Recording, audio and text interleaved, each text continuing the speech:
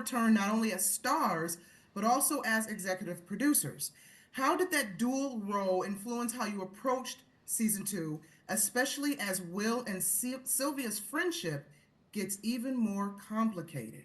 It's really for me having more say at the table in terms of casting or script development or arc and stuff like that, and what pitching ideas and seeing who they want to cast and all that kind of good stuff. And we had some really fun supporting people coming in this season: A.D. Bryant, Beck Bennett, Kyle Mooney. Bobby Cannavale has a little part, my husband. So that was really fun, and I love that it was more dysfunctional. I think that it really works for season two. I think they captured what really worked about the first season, and I think they give the audience more of what they enjoyed. So I'm hoping that so far it seemed to be getting received really well. So that's nice. Right on. Seth, would you like to add to that?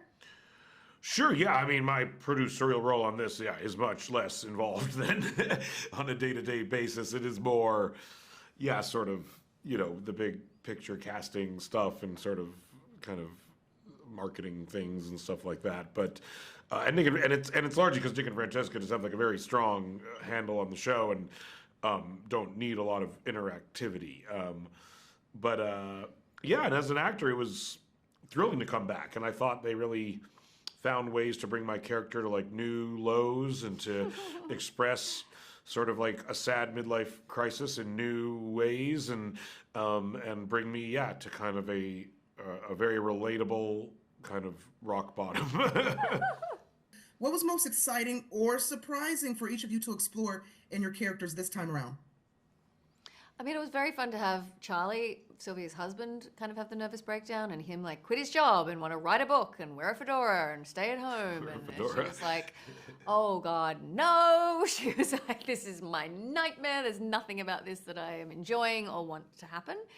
And that's so funny, like just seeing someone patiently, like, and it's really happened. And the stakes are kind of high. She's like, "How are we going to afford to do anything? We have 3 kids," and the show has a really light touch with these sorts of, really relatable stories.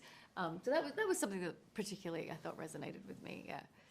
The tagline this season says, "Sometimes rocks break things." Without giving too much away, what kind of cracks can fans expect in Will and Sylvia's friendship this season? I think again, like when you're close friends with someone, I think there's always a balance of like, when do you be honest and when do you not be honest?